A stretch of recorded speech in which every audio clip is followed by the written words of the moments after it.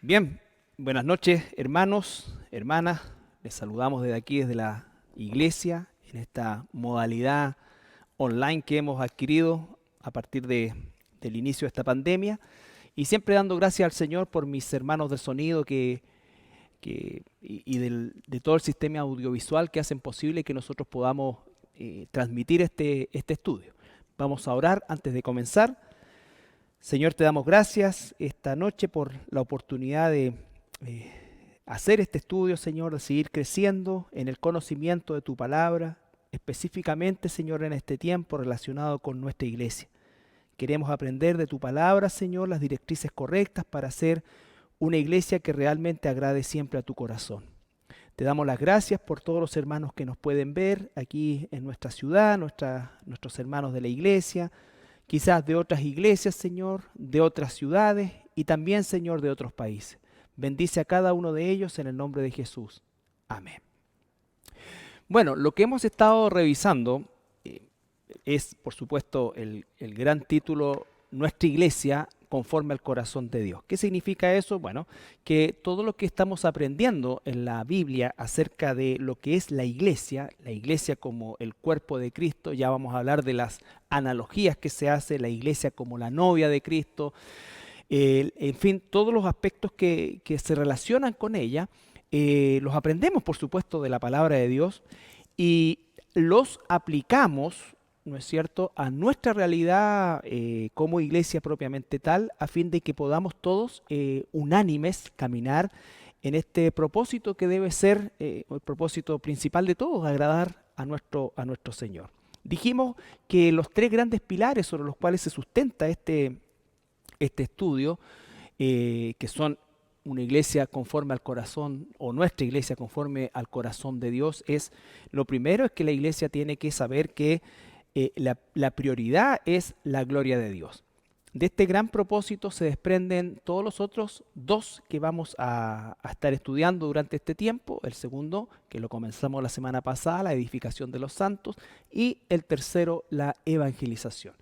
Están en un orden de importancia, no es horizontal esto, sino que tiene un cierto grado de verticalidad, porque obviamente, como dije, los dos propósitos siguientes, la edificación y la evangelización, tienen que estar sostenidos en la gloria a Dios, la glorificación a Dios en nuestros actos.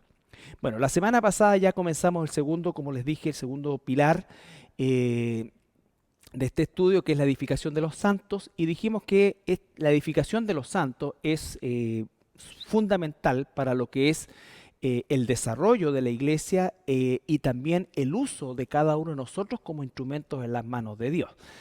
Hay un pasaje, ¿no es cierto?, que dice en la carta de Timoteo, que no está en el estudio de hoy, pero solamente lo traigo a colación para ver hacia dónde vamos. En 2 de Timoteo, capítulo 2, versículo 14, perdón, versículo 15, 2 de Timoteo, capítulo 2, versículo 15, procura con diligencia presentarte a Dios aprobado como obrero que no tiene de qué avergonzarse, que usa bien la palabra de verdad. ¿Ya? Entonces, que usa bien la palabra de verdad. La base de presentarnos en forma diligente delante de Dios y de estar aprobados por Él como obreros, esto no tiene que ver con ganarnos la salvación. Esto tiene que ver con siendo salvos, siendo ya hijos de Dios, somos catalogados también dentro de todos los títulos que tenemos, ¿no es cierto? Quizás el más importante de ellos desde el punto de vista práctico es el concepto de obrero, que no tiene de qué avergonzarse. Fíjese todo lo que está asociado. La presentación con diligencia, con aprobación de Dios, ¿no es cierto? Y además, el no ser avergonzado está en íntima relación con el uso correcto de la palabra de verdad. Por eso es tan importante lo que estamos viendo o lo que vimos, ¿no es cierto?, en esta primera parte de la edificación de los santos, que tiene que ver primero con el establecimiento del parámetro sobre el cual nos vamos a mover. Si mi hermano puede ver la otra diapositiva para recordarla, está ahí, ¿no es cierto? El propósito, el segundo, no sé, lo que viene así. Entonces vimos la labor específicamente de los pastores maestros y de los maestros, vale decir, todos aquellos que tenemos la responsabilidad de enseñar al rebaño, y de todo lo que de alguna manera ejercemos alguna responsabilidad en este tema de la enseñanza, que debemos estar completamente apegados a la Escritura, y dijimos que la Escritura, que lo vimos en un principio también, se constituye en el fundamento, que el mismo libro de los Efesios dice, ¿no es cierto? Capítulo 2, versículo 25, dice, los apóstoles y los profetas. Ese fundamento es inamovible, ¿ya? Entonces, el concepto de fundamento es importantísimo para entender lo que es la base de la edificación de los santos. Bueno, lo que vamos a ver el día de hoy, si puede avanzar mi hermano. Bueno, vimos el concepto de fundamento, vimos también el fundamento de los agiógrafos, la potencia tanto en el Antiguo como en el Nuevo Testamento desde el punto de vista de un patrón de quienes fueron llamados a este oficio que ya se cerró. Se cerró el oficio desde el punto de vista del oficio, el profeta y el apóstol. Cuando nos corresponda ver los dones espirituales, vamos a hablar del don de profecía, que no es lo mismo que el oficio de profeta. Son dos cosas distintas, ¿ya? Y lo vamos a circunscribir, por supuesto, siempre dentro del marco de la palabra, ¿ya? Ahora bien, lo que vamos a ver el día de hoy, la siguiente por favor, es este concepto de la sana doctrina, que es también y va concatenado con lo que estamos viendo en relación a la edificación de los santos. Nosotros hemos escuchado, nosotros mismos, quizás en nuestra propia iglesia, hablamos de este concepto de la sana doctrina. Pero si pudiéramos preguntarnos o tratar de definirlo, ¿qué es la sana doctrina o cómo podríamos definir la sana doctrina? Quizás no nos sería tan fácil, ¿ya? Yo creo que tenemos la idea más o menos clara, pero a lo mejor al llevarla a una definición pequeñita o por pequeñita que sea, no nos va a ser tan fácil.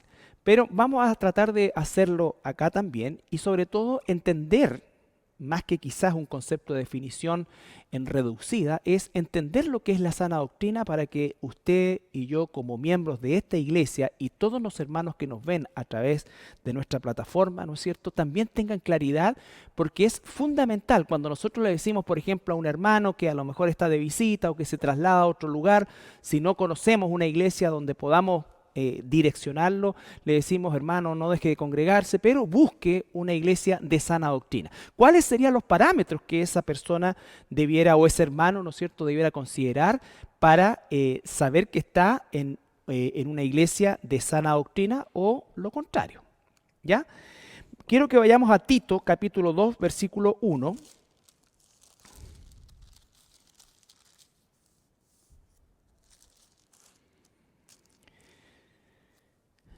Aquí el apóstol Pablo escribe a Tito, que entre paréntesis, como lo hemos estado viendo en el estudio del día domingo de la primera carta a Timoteo, Tito y Timoteo son los dos únicos destinatarios de cartas del apóstol Pablo a los cuales él llama hijos, mi hijo en la fe, ¿no es cierto?, como esta prolongación. Entonces había un cariño sumamente especial por ellos también. Y eso es relevante porque lo que acá le está diciendo, ¿no es cierto?, tiene relación con que, aunque tenga, mejor dicho, una cercanía tremenda con Tito, eso no significaba que no iba a marcarlo, ¿no es cierto?, al hueso, como decimos nosotros, a fin de que no cayera ni en el escuchar falsas doctrinas, ni menos en el involucrarse en falsa doctrina, sino que siempre mantuviese una línea. Dice, pero tú habla lo que está de acuerdo con la sana doctrina. Entonces dice, pero tú habla. Vamos a escuchar muchas cosas, muchos lugares se van a llamar iglesia, muchas personas o personajes a esta altura se van a llamar pastores. La gente del mundo se confunde mucho y no sabe, ¿no es cierto?, realmente qué es lo sano o lo no sano, entre comillas, y no tienen por qué saberlo. Y normalmente ellos van a echar todo a un mismo saco. Sin embargo, un hijo de Dios debe tener claridad en esto. Por eso es que Pablo le dice a Tito, pero tú habla lo que está de acuerdo con la sana doctrina. Vale decir que Tito tenía que saber específicamente a qué se refería este concepto de la sana doctrina. ¿Ya? Cuando analizamos a Timoteo capítulo 4, versículo 16, fíjese, recordemos, el inmenso cariño, amor de padre espiritual que Pablo tenía por Timoteo y Tito, pero a ambos les da esta recomendación radical. Dice, ten cuidado de ti mismo. A Tito le dice, pero tú habla lo que está conforme a la sana doctrina. Vas a escuchar muchas cosas, ¿no es cierto? Van a haber muchos movimientos, van a haber muchas cosas que se parecen, pero tú tienes que hablar lo que está conforme a la sana doctrina. Y a Timoteo le dice, ten cuidado de ti mismo y de la doctrina. Persiste en ello, pues haciendo esto te salvarás a ti mismo y a los que te oyeren. Salvar no es del sentido de perder la salvación, sino que salvar justamente de, como decía el apóstol Pablo a la iglesia de Éfeso, a ser llevado por cualquier viento de doctrina. Por cualquier viento de doctrina. Entonces, el concepto de la sana doctrina es fundamental y tomando Tito y Timoteo, le damos el énfasis escritural que tiene el hecho de conocer el concepto, manejar el concepto, enseñar el concepto, vivir el concepto y además guardar y cuidar el concepto, ¿ya? De lo que es la sana doctrina. Bueno, vamos a la siguiente y vamos a hacer un desglose de esta expresión, la sana doctrina. Lo primero, es conocer las palabras en su idioma original. Es fundamental eso porque obviamente el idioma original nos ayuda un poco a profundizar aún más en la importancia que tiene esta expresión. Entonces, lo primero es la palabra sano o sana, que se aplica, y es la palabra jugiaino, con acento en la i, ¿ya? Jugiaino, ¿ya? Es una palabra, por supuesto, griega, pero pertenece también a una raíz que puede significar cualquiera de estos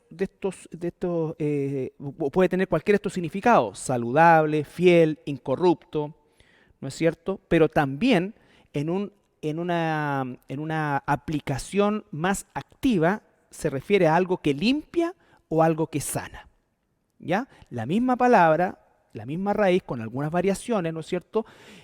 Lo que significa es algo limpio, pero también puede tomar la acción de un verbo, ¿ya? Desde el punto de vista que toma acción y limpia. Por ejemplo, es la misma palabra, esta que se usa para sana doctrina, es la que ocupa Jesús en Juan, solamente por tomar como referencia de todas las sanidades que el Señor hizo.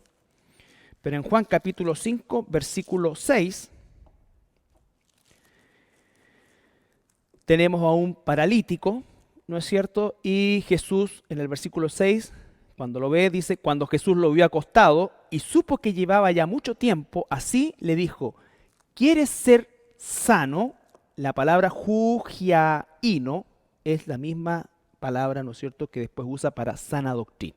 Entonces, cuando estamos hablando de sana doctrina, estamos hablando no solamente de algo que es fiel, algo que es incorrupto, algo que es saludable, sino que algo que tiene la propiedad de sanar. De sanar. ¿Y qué es lo primero que va a sanar la doctrina en nosotros cuando es sana? Nuestra propia y pecaminosa manera de pensar. Es lo primero que hace. Vamos a la siguiente. Antes de ir a la aplicación propiamente tal. La segunda palabra, doctrina, es una palabra un poco más conocida, de la cual derivan palabras que nosotros usamos el día de hoy en nuestro lenguaje. Didascalía. Didascalía. Lo mismo, es una palabra que tiene una raíz un poco más extensa, pero en términos generales significa instrucción, la función o la información, enseñanza, enseñar, doctrina. Entonces, la doctrina es, si lo podemos llevar a una cosa un poco más concreta, es un conjunto de enseñanza o es un conjunto de información, ¿ya? De información que se transmite y que se transforma en una instrucción que nos informa, nos enseña, por supuesto, y establece un concepto de doctrina. La doctrina siempre tiene que ver con la verbalización de eso, con un adoctrinamiento, ¿no es cierto? Cuando se habla, por ejemplo, de adoctrinamiento, se está hablando de que los individuos son formados en base a un sistema de pensamiento que se ha llevado al papel, por así decir, y se ha transformado en la doctrina por la cual vive ese grupo de individuos. ¿Ya? Y es así como, por ejemplo, tenemos la doctrina comunista, la doctrina socialista, la doctrina capitalista, no sé. Pero es un conjunto de verdades, entre comillas, que la gente cree, de información que van a definir no solamente la estructura mental de una sociedad o de un grupo de personas, sino que también la forma de actuar. Bueno, un cristiano deberá tomar exactamente esa misma situación. La doctrina es información que viene de Dios, que está plasmada en la Biblia y que cumple la función de transformar, como dice Romanos 12:2, ¿no es cierto?, nuestra manera de pensar, y eso va a transformar nuestra manera de vivir. Entonces, vamos a ver Tito 1:9. Volvamos a Tito.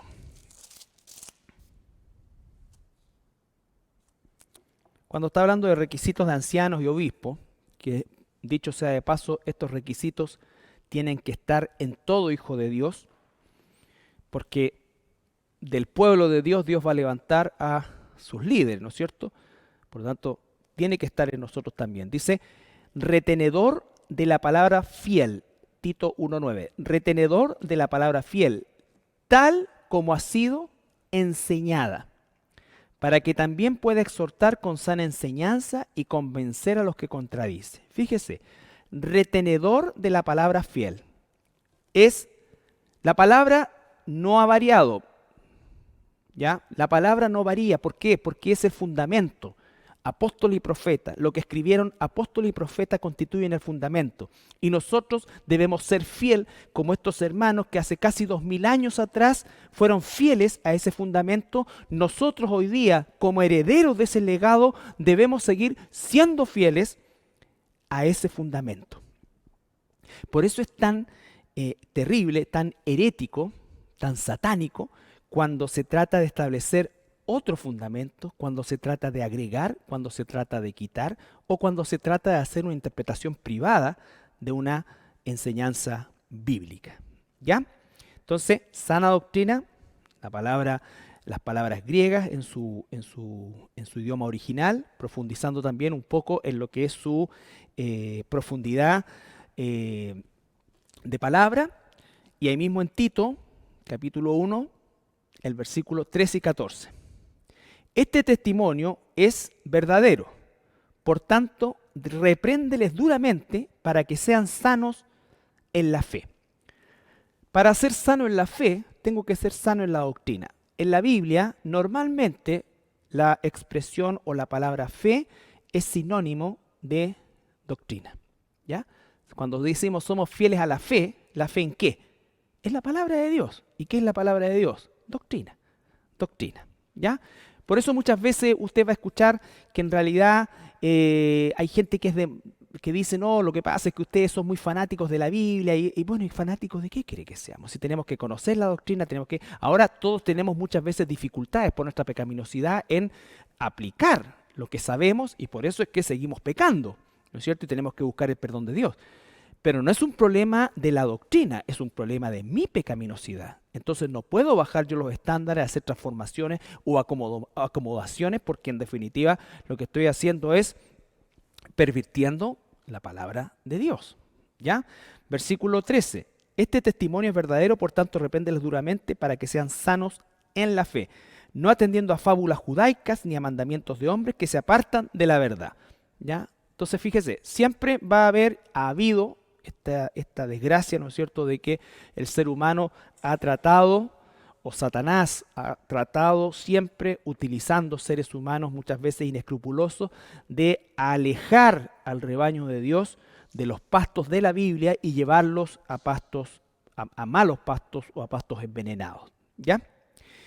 Entonces, la sana doctrina, ahora como propósito propiamente tal, la siguiente. A ver, perdón, ahí mismo, no la cambien. Si pudiéramos establecer un pequeño resumen de lo que hemos visto, es, en primer lugar, que la sana doctrina es la enseñanza impartida a los hijos de Dios únicamente. Ya vamos a ver por qué. La sana doctrina es la enseñanza impartida a los hijos de Dios únicamente, basado en la Biblia, tanto en su correcta interpretación y aplicación. Por eso eso es el fundamento, o eso hace que este fundamento sea inamovible, como dice Efesios 2:20, fundado sobre los apóstoles y profetas. Entonces la sana doctrina no es otra cosa que la enseñanza impartida a los hijos de Dios, solamente basado en la Biblia, tanto en su correcta interpretación, no es interpretación privada, y aplicación, como dice la palabra, ¿no es cierto?, en Romanos. Cambiar nuestra manera de pensar para que cambie nuestra manera de vivir, de actuar, de hacer las cosas. ¿Ya? Ahora, después de ver un poquito este tema de la definición, recordar o tocar el propósito de la sana doctrina o los propósitos de la sana doctrina. Ahí sí, la siguiente. Bueno, lo primero, antes de cualquier cosa, es que esta enseñanza, este adoctrinamiento, es solamente posible para los hijos de Dios, aquellos que han nacido de nuevo. Esto no está hecho para el mundo. Cuando nosotros tratamos de que la gente en el mundo, y yo respeto y además creo que es valiosísimo, cualquier intento de estar permanentemente corroborando la veracidad de la Biblia. Pero no es así como se evangeliza. Puede ser que se use como instrumento, pero para el mundo la Biblia, aunque les demostremos que la historia lo ha demostrado, pero miles de años, ¿no es cierto?, el convencimiento de que la Biblia es la palabra de Dios no viene de nuestra naturaleza carnal, viene de nuestro nuevo nacimiento, de nuestra naturaleza espiritual. ¿Ya? Es la Biblia o el Espíritu Santo, como dice, el que nos convence de pecado, de justicia, de juicio. Es el Espíritu Santo, que es Dios en nosotros, el que nos enseña, dice, todo lo que vamos aprendiendo. Entonces, sin la obra del Espíritu Santo, no sacamos nada nosotros con tratar de que la gente entienda, la gente sin Dios entienda este concepto de la sana doctrina. ¿Ya? Primera de Corintios capítulo 2. Perdón. Primera de Corintios capítulo 2. Versículo 12 al 14.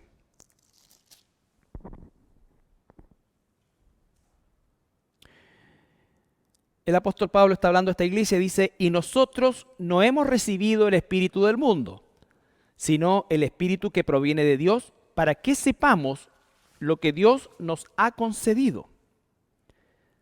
O sea, con el espíritu de Dios podemos saber lo que Dios nos ha concedido. Sin el espíritu de Dios, con el espíritu del mundo, con nuestra naturaleza carnal o con la naturaleza carnal, es imposible saber lo que Dios nos ha concedido. Y nosotros, lo cual también hablamos no con palabras enseñadas por sabiduría humana. Fíjese que en toda la sección que he tomado existe el contraste entre lo carnal y lo espiritual. Lo cual también hablamos no con palabras enseñadas por sabiduría humana, sino con las que enseña el Espíritu, acomodando lo espiritual a lo espiritual. Pero el hombre natural no percibe las cosas que son del Espíritu de Dios, porque para él son locura y no las puede entender, porque se han de discernir espiritualmente. Entonces, claramente ahí establece un contraste entre el hombre natural, que es el hombre, ser humano, ¿no es cierto? No puede entender las cosas espirituales, y es más, en muchas ocasiones le va a parecer locura. ¿Por qué? Porque lo que nosotros entendemos, el hecho de que la Biblia para nosotros sea la palabra de Dios, que lo creamos, que permitamos que el Espíritu Santo haga una obra en nosotros de transformación, en que comencemos a aborrecer el pecado y amar la justicia de Dios, no viene de nosotros, viene del Espíritu Santo. Ahora, ¿cómo es que nos edificamos como santos? Justamente en ese proceso de que crezca esa naturaleza espiritual y mengüe nuestra naturaleza carnal. ¿Por qué? Porque no seremos libres de esta naturaleza carnal hasta el día en que el Señor transforme, ¿no es cierto?, esto corruptible en incorruptible, dice. Pero ese día no ha llegado. Mientras vamos camino a ese día, nosotros tenemos que luchar contra la naturaleza carnal. La verdadera guerra espiritual, hermanos, hermanas, no es el mundo con los demonios o con Satanás. La verdadera guerra espiritual es el pueblo de Dios con el mundo de las tinieblas. Y la verdadera guerra espiritual lo que busca es dañar, entre comillas estoy hablando, ¿no es cierto?, dañar la imagen de Dios, el propósito de Dios, que es hacernos, recuerde, semejantes a su Hijo Jesucristo. Por lo tanto, Satanás lo que va a buscar es que nosotros hagamos prevalecer nuestra naturaleza caída, que aún persiste en nosotros, a fin de que nosotros no demos lugar al Espíritu Santo y a la obra del Espíritu Santo. Esa es la verdadera guerra espiritual. La gente que no ha nacido de nuevo es esclava de Satanás. Es esclava de Satanás. Ya les pertenece. Nosotros fuimos rescatados, recuerde, fuimos sacados de las tinieblas a la luz. Por lo tanto, los que están sin Cristo permanecen en las tinieblas. Y el que guía las tinieblas es Satanás. Pero sí, Satanás va a buscar en nosotros, ¿no es cierto?, hacer que nosotros no vivamos conforme a la justicia de Dios, en hacer que nosotros olvidemos y consideremos que la doctrina y que todas estas cosas a lo mejor no deben ser tan estrictas, sino que debemos ser más flexibles, y no debe ser así, hermano. ¿Ya? Recuerde aquí lo que vimos al principio del estudio, cómo Pablo le dice a Timoteo, le dice, cuídate de ti mismo. No está diciendo cuídate del diablo, cuídate de ti mismo. Porque tú tienes, yo tengo, cada hijo de Dios tiene el poder para resistir al diablo, dice Efesios. Pero no con menjujeo, ni con conjuros, ni con tonteras de ese tipo, sino que con vida de santidad. Con vida de santidad. No con levantar la voz, no con hacer conjuros, como dije recientemente, exorcismo. No. ¿Cómo lo hacemos? Con santidad. Eso es lo que aleja a Satanás de nosotros. Resistid al diablo y éste huirá de vosotros. ¿Ya? Entonces, todo esto es parte del concepto de sana doctrina. No vamos a hablar de todas las cosas que surgen en relación a la guerra espiritual, volúmenes y volúmenes de conjuros, de fórmulas y cosas por el estilo, y la verdad que ninguna de ellas tiene una base escritural. Y si las han tomado, por ejemplo, de la vida de Jesucristo y de los apóstoles. Los apóstoles eran el fundamento. Ellos fueron capacitados por el Espíritu Santo, el mismo Espíritu Santo que tenemos nosotros, fueron capacitados para un oficio distinto al nuestro. El oficio de ellos fue fundacional. Una vez que se fundó o que se terminó el fundamento, ahora nosotros construimos sobre ese fundamento. Bien, y con esto no estoy diciendo que no oremos para que Satanás, el Padre Nuestro, que se le llama el Padre Nuestro, dice no nos dejes caer en tentación, ¿no es cierto?, líbranos del maligno. Obviamente que nosotros debemos orar en esa dirección, pero entender lo que realmente significa la guerra espiritual. Estamos hablando de sana doctrina, esto es un paréntesis dentro de lo que estamos viendo del concepto de sana doctrina. Entonces, el hombre natural, el hombre sin Dios, el ser humano que no ha nacido de nuevo, ¿no es cierto?, no va a entender las cosas de Dios. No va a entender las cosas de Dios. Para él, incluso en algún momento van a poder resultar locura. Entonces, de acuerdo también a lo que implica la palabra sana o sano, que está ahí, ¿no es cierto?, en combinación con doctrina, ¿qué es lo que debemos reconocer también? Que aunque somos salvos, somos hijos de Dios, ya posicionalmente hemos pasado de muerte a vida, de ser enemigo a amigo de Dios, ¿no es cierto? Todo eso que ocurre por medio de la cruz, ya no es lo que está en juego acá, sino que lo que reconocemos es que nosotros llegamos al Señor, ¿no es cierto? Y tenemos que empezar, o el Espíritu Santo tiene que empezar en nosotros un proceso de transformación. ¿De qué cosa? De nuestra carnalidad, de nuestra mente carnal. Una mente enferma, equivocada y pecaminosa. que piensa de forma enferma, equivocada y pecaminosa. Y yo sé que muchos quizás ahí detrás de sus pantallas se van a sentir ofendidos. Pero si yo no he nacido de nuevo, jamás voy a pensar como Dios piensa. Jamás. De lo contrario, estaría dando crédito a las obras. Y estaría entonces mirando a las personas que es buena persona, es mala. No, en el mundo existen los hijos de Dios y los que no son hijos de Dios. Dentro de los que no son hijos de Dios hay gente más mala que otros, ¿no es cierto? Pero finalmente todos están en esa categoría. Dentro de los hijos de Dios habemos hijos más rebeldes y otros más fieles, y eso entonces conduce a un mayor desarrollo de la santidad y de los frutos del Espíritu. Entonces, esa es la realidad en el mundo, hermano. Entonces, cuando Dios, y yo siempre traigo a colación personas que conocí en el pasado, muchas de ellas no se convirtieron, algunas sí, por la gracia de Dios, pero que siempre decían lo mismo. Mira, en realidad Dios en mí tiene que cambiar súper pocas cosas, porque en realidad yo soy re buen papá, soy esto, soy generoso, no tengo malos pensamientos. Entonces, como que Dios tenía que afinar un poco la cosa y estaba listo. No, es una forma enferma de pensar.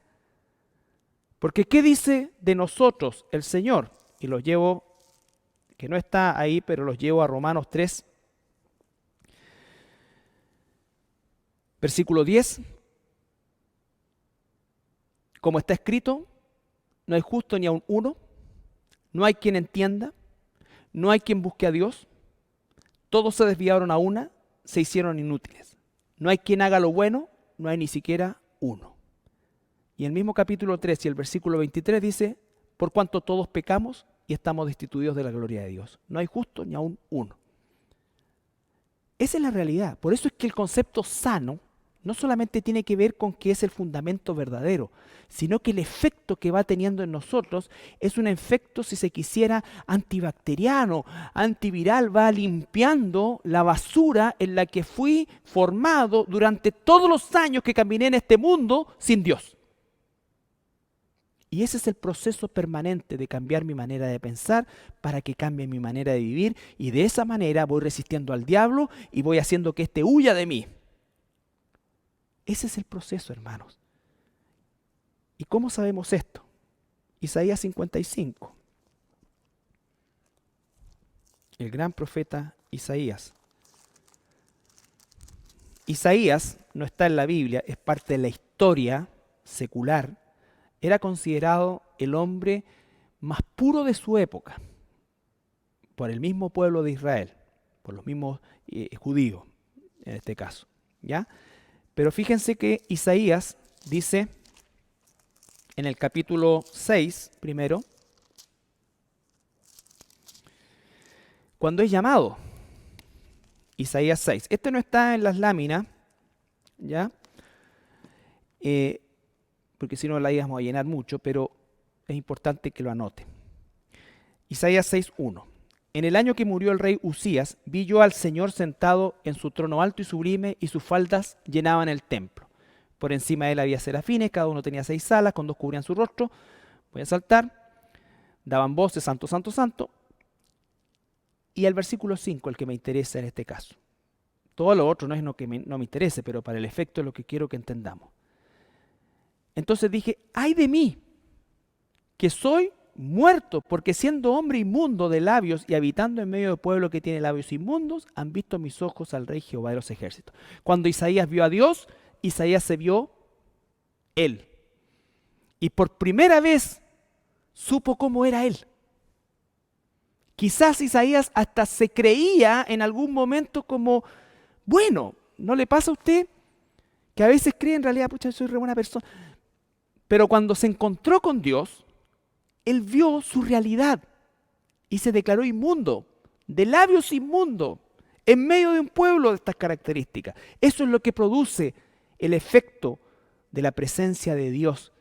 Por eso es que cuando se dice cuidar o ocuparse en nuestra salvación con temor y temblor, estamos en la presencia de un Dios 3 veces santo, Y por lo tanto no es un juego. Por eso es que todos estos patúos que dicen que se encontraron con Dios y que Dios se les apareció y ninguno de ellos ni tiembla, eso es mentira.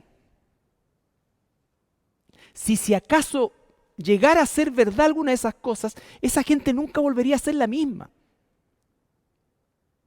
Nunca volvería a ser la misma. Estar en la presencia de Dios es mortal de partida, aterrador. ¿Por qué? Porque nos muestra nuestra realidad. Nuestra realidad. Isaías por primera vez conoció por primera vez a Isaías, cómo Dios lo veía. Y dice que, cuando dice, versículo 6, y voló hacia mí uno de los serafines teniendo en su mano un carbón encendido, tomando del altar las tenazas y tocando con él sobre mi boca, dijo, he aquí que esto tocó tus labios y es quitada tu culpa y limpio tu pecado. El serafín no voló y le dije, Isaías, no te preocupes, tú eres el mejor hombre, eres súper buena persona, eres un pan de Dios. No, le quemó la boca, imagínense un carbón encendido en los labios. Y le dice, limpio tu boca, ¿no es cierto? Quitada tu culpa y limpio tu pecado. No puedes estar delante de Dios así como Isaías. No importa que para el mundo sea el mejor pastor, el más bueno, el hermano esto, el hermano allá, la Teresa de Calcuta, quien sea que sea. Delante de Dios somos todos basura. Todos nosotros somos absolutamente sucios delante de Dios. Ahora, ¿qué nos ha limpiado a nosotros para poder entrar a la presencia de Dios? No un carbón encendido, la sangre de Cristo. Porque en el caso de Isaías fue una cosa momentánea mientras él recibía la comisión, pero en el caso nuestro es perpetuo. Nos podemos acercar confiadamente al trono de la gracia. Confiadamente al trono de la gracia. Entonces, vemos ahí eso, y ahora en 55, el mismo Isaías 55, que sí está aquí en los apuntes, verso 8 y 9. Porque mis pensamientos no son vuestros pensamientos, ni vuestros caminos mis caminos, dice Jehová. Como son más altos los cielos que la tierra, así son mis caminos, más altos que vuestros caminos, y mis pensamientos más que vuestros pensamientos. Entonces acá está dejando claro el Señor el hecho de que hay, por supuesto, una distancia sideral entre cómo Él piensa, lo que piensa y lo que pensamos nosotros, ¿ya? Por eso es que cuando hablamos del propósito de la sana doctrina, ¿no es cierto?, hablamos del conjunto, de lo que es el fundamento, pero sobre todo de la obra que hace, que es justamente limpiar esa mente carnal con la que hemos llegado al Señor, que está enferma, equivocada y es pecaminosa. Ahora, Romanos capítulo 12, un pasaje que conocemos mucho y que lo hemos usado también como pilar de este estudio. Romanos 12, 2 dice, ¿no es cierto? No os conforméis a esta época, sino sean transformados por medio de la renovación de vuestro entendimiento, para que comprobéis cuál sea la buena voluntad de Dios, agradable y perfecta. Así como decíamos que la doctrina, ¿no es cierto?, esta enseñanza es solamente para los hijos, si nos vamos o vamos permitiendo que el Espíritu Santo nos vaya transformando, vaya renovando nuestra manera de pensar. Pero lo primero es, hoy día que he nacido espiritualmente, ¿no es cierto? Vengo con toda una carga de una mentalidad carnal que tiene que ser transformada, pero el primer paso es comenzar a desprogramarme del molde del mundo. Porque no me voy a programar como un hijo de Dios, por decirlo de alguna manera, sin desprogramarme de esto. Las dos cosas no pueden coexistir. O estoy buscando la santidad o estoy buscando enmarcarme a la forma de pensar del mundo, ¿ya? No existe esta cosa como con un pie en un lado y un pie en otro. Todos esos eufemismos no son reales. A los ojos de Dios, o estoy con los dos pies buscando la santidad, o estoy con los dos pies buscando, ¿no es cierto?, la gloria del mundo, enmarcarme a eso. Aún siendo un hijo de Dios, puede desgraciadamente en algún momento determinado comenzar a buscar la aprobación del mundo o enmarcarse a este sistema de pensamiento del mundo. Por supuesto que mi vida espiritual no es perfecta en cuanto al proceso práctico, ¿no es cierto? Es perfecto desde el punto de vista fundacional, pero no el concepto práctico. Pero sin embargo, como el apóstol Pablo dice, ¿no es cierto? Me sigo extendiendo, sigo luchando, ¿ya? Sigo luchando, me sigo extendiendo. Esa es la vida nuestra como cristianos y es la vida que agrada a Dios, y para eso es que tenemos que reconocer la sana doctrina, ya no solamente como un concepto, sino como un elemento imprescindible en el desarrollo de la madurez, en el desarrollo de la que es lo que estamos viendo, la edificación de los santos. ¿Ya? Entonces, ese es importante el tema del propósito de la sana doctrina, y también importante que cuando hablamos de sana doctrina, hablamos de las palabras de Dios, de la palabra de Dios. Vuelvo a insistir, el hombre natural jamás va a considerar esto como la palabra de Dios. Si acaso va a tener algún valor para esa persona con toda la abrumadora evidencia que existe acerca de la veracidad del libro propiamente tal que es la Biblia, pero nunca al punto de ser la palabra de Dios. Porque cuando llega a ese punto es porque hemos nacido de nuevo y es porque está cambiando nuestra manera de pensar por medio de esta sana doctrina que está limpiando, que nos está sanando de nuestra mala manera de pensar y nos está llevando a la manera de pensar de Dios. Y entonces, para nosotros como cristianos es la palabra de Dios, pero por supuesto que el ejemplo supremo de esto siempre es el Señor Jesucristo. Mateo capítulo 7. Mateo capítulo 7, versículos 28 y 29. Jesús está enseñando. Y cuando termina su enseñanza, dice, y cuando terminó Jesús estas palabras, la gente se admiraba de su doctrina, porque les enseñaba como quien tiene autoridad y no como los escribas. Fíjese que cuando está enseñando Jesús, está usando lo que en ese entonces es la Biblia que existía, que era la Torá, principalmente los 5 primeros libros de la Biblia, ¿ya?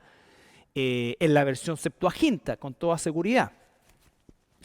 Los fariseos, cuando enseñaban la Torá, estaban enseñando lo mismo. Dejemos de lado los mandamientos de hombre, que era la base fundacional de esa secta o de esas sectas.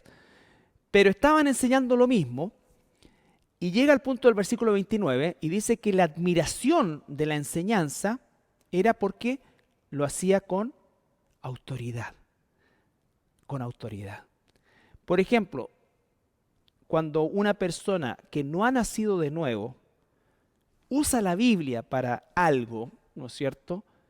Seguramente, aunque lo tomó de la Biblia, como muchas cosas que toman de la Biblia, ¿qué es lo que vamos a encontrar? Que carecen de autoridad. Que carecen de autoridad. ¿Por qué? Porque el sello de autoridad se la damos los hijos de Dios, porque fue escrita para nosotros. Dice, porque les enseñaba como quien tiene autoridad y no como los escribas. Por eso cuando usted hace un mensaje evangelístico, ese mensaje evangelístico no es solamente información, lleva la autoridad, no nuestra, la autoridad de Dios, que se transmite a través de nosotros por medio del Espíritu Santo. Eso es importantísimo, hermano. Y es así como la gente cuando se predica bien el Evangelio, la palabra de Dios que viene con la autoridad de Dios, ¿no es cierto?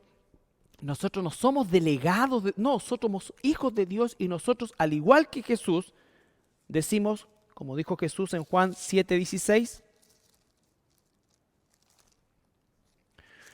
Juan 7:16. Jesús le respondió y dijo, mi doctrina no es mía, sino de aquel que me envió. Nosotros debemos decir lo mismo. Esta doctrina no es mía, es de aquel que nos ha enviado. ¿Quién nos envió? ¿Se acuerdan? Vayan por todo el mundo, hagan discípulos, enséñenles a obedecer lo que yo les he enseñado. Es el mismo canal. Pero cuando lo hacemos nosotros como hijos de Dios, basados en la sana doctrina, tenemos o se produce esa autoridad de la palabra de Dios. Esa autoridad de la palabra de Dios. ¿Ya? Y finalmente, vamos a ver también, después de conocer este concepto de la doctrina, el llamado que Dios nos hace a la defensa de la sana doctrina. A la defensa de la sana doctrina. Nosotros no podemos confundir lo que significa las distintas posiciones que pueden haber en base a ciertas doctrinas que no necesariamente están 100% claras para nosotros, ¿ya? Como cristianos estoy hablando. Pero hay doctrinas fundamentales, doctrinas que se les llama el día de hoy que no son negociables. La salvación, ¿no es cierto? Jesucristo, en fin, todo lo que la Biblia, que es la palabra de Dios, todo, pero dentro de la enseñanza y sobre todo en aspectos de carácter escatológico, ¿no es cierto? Nosotros podemos tener diferencias al respecto con este tema del rapto, con este tema, ¿no es cierto?, del milenio, del anticristo, en fin, son cosas que todos sabemos que viene un anticristo. Han salido muchos anticristos, pero obviamente algunos piensan que van a vivir cuando el anticristo comienza a gobernar, otros pensamos que no vamos a estar aquí cuando el anticristo va a gobernar, ¿no es cierto? Desde el punto de vista funcional de una iglesia, a lo mejor una iglesia tiene un servicio que tiene 3 alabanzas, 4 alabanzas, tienen un ritmo, otras tienen 5, 6, 7, otros pasan todo el día domingo en la iglesia y almuerzan ahí y todo esto, ¿no es cierto? Algunos quizás tienen un estilo un poco más extrovertido, otros quizás un estilo más introvertido, algunos quizás tienen pastores de jóvenes, pastores, otros dicen no, aquí hay pastores nomás, no se dividen así porque en la Biblia no aparece pastor de jóvenes, pero no, cosas por el estilo, ¿me entiendes? No quiero alargarme con esto, y en eso nosotros tenemos que tener flexibilidad, ¿ya? Flexibilidad, pero el 90% de la doctrina bíblica es inflexible, inflexible. No es que tengamos muchas diferencias, no, son cosas que tienen que ver más bien, por eso dije, principalmente enfocados en los aspectos escatológicos, y en otro aspecto, ¿no es cierto?, que tiene que ver en áreas funcionales. Hay iglesias que celebran la Santa Cena todos los domingos, como el caso nuestro, hay iglesias que lo celebran un domingo al mes, otros que la celebran cada 3 meses, no sé, pero esos son aspectos de carácter de funcionamiento. De hecho, nosotros tenemos como lema el Salmo 119, 162, que dice: la suma de tu palabra es la verdad. Vale decir que no podemos tomar ni ser tampoco, desequilibrados en el concepto de una doctrina determinada. Uno a veces llega a lugares donde dice, no, aquí nosotros le damos énfasis, nuestra línea son las misiones. Una iglesia debe ser equilibrada. Nuestra línea son los matrimonios, nuestra línea son los niños, nuestra línea... No, tenemos que equilibradamente hacer viva la Biblia en nuestra congregación y sobre todo, como este estudio se llama Nuestra Iglesia, o está enfocado en nuestra iglesia que tenemos... todos los grupos etarios, todos los matrimonios, desde los que están recién casados, los que están con 20 años, 30 años, 40 años, los que están en la mitad, los que tienen niños jóvenes, los que tienen adolescentes, los que tienen guaguitas, los que tienen niños chicos. Tenemos de todo. Tenemos gente soltera, tenemos gente que ha llegado divorciada, ¿no es cierto? Tenemos personas viudas. Tenemos un tremendo abanico. Entonces nosotros no podemos decir, no, nosotros somos esta línea nomás. Entonces, no. Es como cuando a veces la gente dice, bueno, ¿y ustedes qué hacen con los alcohólicos? Ayudarlos, po. Pero esta no es una iglesia enfocada en los alcohólicos o enfocada en los drogadictos. Pero si llega alguien en esa condición, por supuesto que lo vamos a ayudar y lo vamos a guiar, como todo. Pero en ese sentido van a existir esta flexibilidad, ¿no es cierto? Y este poder conocer y reconocer que el Señor está trabajando en todos los ministerios de sana doctrina. Por eso para mí es tan importante que quede claro esto, o a lo menos mucho más claro de lo que quizás estaba antes de tratarlo. Ahora, el concepto de la defensa de la sana doctrina es fundamental, porque nosotros no podemos ser pasivos cuando la doctrina de Cristo, la doctrina fundacional, está siendo atacada, ¿Ya? Bueno, Efesios 4:14. Vamos. Efesios 4:14. ¿Cuál es el propósito de defender la sana doctrina en una iglesia? No es sentirnos que nosotros somos la única iglesia con sana doctrina. No es un sentido, no ese es el sentido de defender la sana doctrina. El sentido de defender la sana doctrina, nos dice acá Efesios 4:14, para que ya no seamos niños fluctuantes llevados por doquiera de todo viento de doctrina. El propósito de equipar a los santos, de edificar a los santos, es que los santos, basados en la enseñanza de la sana doctrina, puedan tener un sólido discernimiento para justamente no ser llevados por cualquier viento de doctrina. ¿No es cierto? Cualquier viento equivocado de doctrina. Cuando a veces usted ve todas estas cosas que son tan disfuncionales, tan psiquiátricas, si se quiere, ¿no es cierto?, de la lluvia del oro y que un loco grita por allá y todo, y usted dice, ¿por qué eso está lleno? No hay discernimiento, no hay discernimiento. Es distinto, dice, oye, me invitaron de la iglesia de la gracia, me invitaron de tal iglesia que uno conoce y sabe que a lo mejor tenemos algunas diferencias menores que no son fundacionales propiamente tal, pero sabemos que hay sana doctrina y no hay ningún problema, por supuesto que no. Pero distinto es cuando comenzamos nosotros a ver que la cosa se desvía para otro lado o no queremos tener relación con ministerios que abiertamente son ministerios apóstatas, si le podemos llamar ministerio. Entonces, el propósito de esto que estamos haciendo, incluso ahora, y por cierto ahora, es que nosotros como miembros de esta iglesia de la cual somos responsables, tengamos un discernimiento sólido para que no seamos llevados por cualquier viento de doctrina, que son estratagemas de hombres que para engañar emplean con astucia las artimañas del error. Versículo 15, sino que siguiendo la verdad en amor, otra vez la verdad, crezcamos en todo aquel que es la cabeza, esto es Cristo. Primera de Timoteo 4. Primera de Timoteo, capítulo 4, versículo 1 al 3. El Espíritu dice claramente que en los posteros tiempos algunos apostatarán de la fe escuchando a espíritus engañadores y a doctrinas de demonio.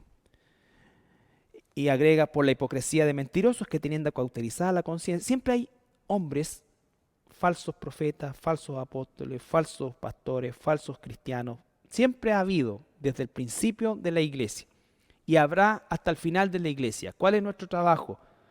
Crecer en la sana doctrina para tener discernimiento, para poder defender la sana doctrina, para poder exponer la falsa doctrina. Prohibirán casarse y en fin, sigue una serie de cosas. Ahora, el verso 16, el mismo capítulo 4. Ya lo leímos, pero ten cuidado de ti mismo. O sea, no solamente le está diciendo cuidado con estos falsos, sino que ten cuidado de ti mismo. Y de la doctrina, persiste en ello, pues haciendo esto te salvarás a ti mismo y a los que te oyeren. Entonces, el mandato a protegerlo, 1 Timoteo capítulo 1:3, específicamente, tema que trató ampliamente nuestro pastor Tadeo el día domingo. 1 Timoteo capítulo 1, versículo 3. Como te rogué que te quedases en Éfeso cuando fui a Macedonia, para que mandases a algunos que no enseñan diferente doctrina. Hay un mandato, hay un llamado. Y esto no es un llamado a los pastores, ancianos o líderes o maestros de la iglesia, sino que a todos nosotros como cristianos y como miembros de nuestra iglesia, de defender la sana doctrina, de denunciar la falsa doctrina, en todo sentido, en todo sentido. Versículo 10, ahí mismo.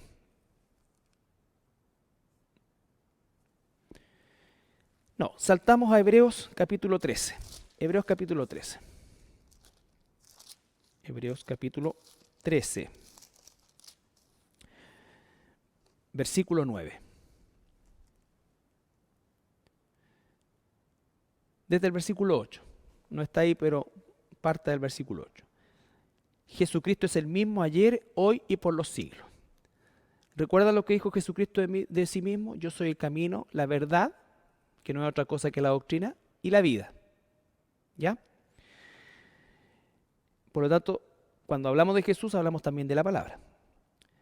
No os dejéis llevar de doctrinas diversas y extrañas, porque buena cosa es inflamar el corazón con la gracia, no con viandas que nunca aprovecharon a los que se han ocupado de ellas. Aquí lo que está ocurriendo en términos del contexto, estaban ocurriendo ya todos estos movimientos ascéticos, de ascetismo, en el cual decían, mira, en realidad nosotros vamos a vivir una vida pura, vamos a comer solamente verdura, nosotros tenemos un tipo de alimentación kosher, en fin, todo este tipo de cosas así. Entonces ya empiezan a agregarle y ya entonces para ser miembro de esa iglesia no es importante la sana doctrina como lo son las reglas o las normativas que se van imponiendo.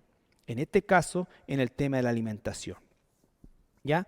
Y no tengo nada contra los vegetarianos. Aquí en la iglesia tenemos hermanos, hermanas que son vegetarianas, está bien, perfecto. Pero eso no los hace ni más ni menos espirituales. Y a los que comemos carne tampoco nos hace ni más ni menos espirituales, porque la espiritualidad no tiene que ver con las viandas, dice. ¿Ya? No tiene que ver con las viandas. Judas 3.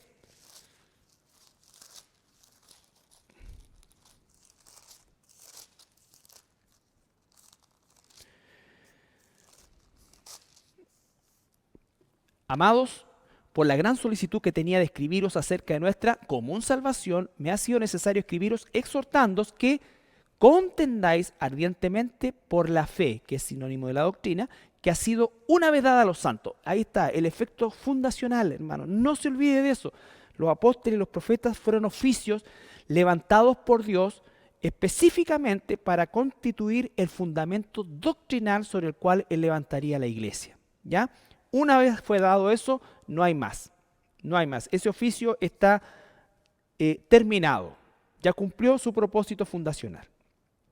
Entonces dice que contendamos, fíjese, usa la palabra ardientemente, o sea, apasionadamente por la fe que ha sido una vez dada. Nosotros a veces tenemos tanta tibieza, yo veo, y por eso decía en la reflexión del día domingo, a veces mucha pasión en hermandad que defiende una posición política, ¿ya? Sin decir el color político, nada, pero se enfrascan incluso en discusiones con personas que, punto uno, no son ni siquiera cristianas, y punto dos, están hablando de situaciones de índole político. No que no tengamos opinión, pero estoy hablando de que incluso se enfrascan en discusiones y una serie de otras cosas, pero son sumamente tibios a la hora de cuando la gente ofende la Biblia, ofende a Jesucristo, ofende el mensaje.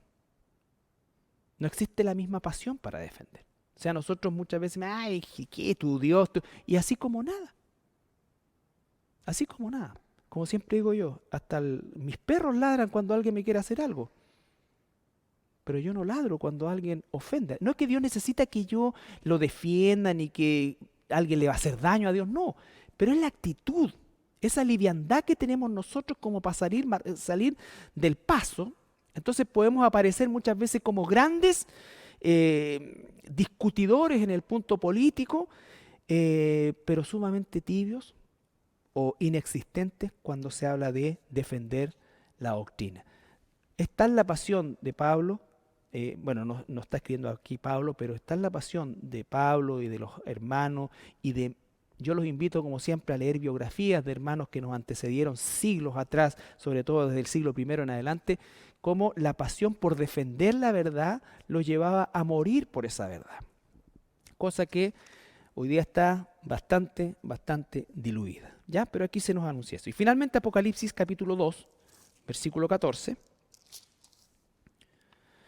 cuando el apóstol Juan, que escribe, bueno, aquí Jesús en realidad, se refiere a la iglesia de Pérgamo,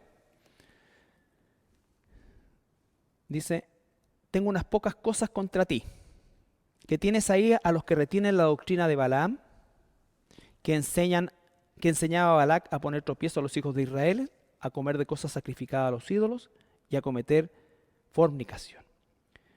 Y también tienes a los que retienen la doctrina de los nicolaitas, que yo aborrezco. Es decir, una iglesia que era tibia en la defensa de la sana doctrina y que incluso permitía dentro de la iglesia que existieran corrientes heréticas. Corrientes heréticas. Entonces dice, no, en realidad no nos metamos si lo importa. No, mira, no había corrección, no había disciplina, no había expulsión si el caso lo ameritara, ¿no es cierto? Porque nosotros muchas veces queremos y tenemos problemas y nos cambiamos de iglesia o se cambia la gente de iglesia porque tuvo un problema personal con un hermano, con una hermana, porque le quedó debiendo plata, porque lo insultó o por cualquier otra cosa. Pero tenemos así una manga para aquel que abiertamente está en una posición herética. Entonces, vuelvo al punto, la importancia del llamado que tenemos a defender esta sana doctrina. La próxima semana, Dios mediante, ya vamos a entrar un poco más profundo en el proceso más práctico de lo que es la santificación o la edificación de los santos. Así que vamos a orar. Señor, te damos gracias esta noche por este estudio y pedirte, Padre, que podamos asimilar este concepto de la sana doctrina, aprenderlo, vivirlo y ser celosos, Señor, en el cuidado de ella dentro de nuestra iglesia y también dentro y también fuera de nuestra iglesia, Señor. Te damos gracias, Señor, y te doy gracias en especial por mis hermanos del audio que están esta noche acá acompañándome, por Andy, Paulito, Señor, y David. Gracias por ellos, Señor, y te pedimos tu bendición en el nombre de nuestro Señor Jesucristo. Amén.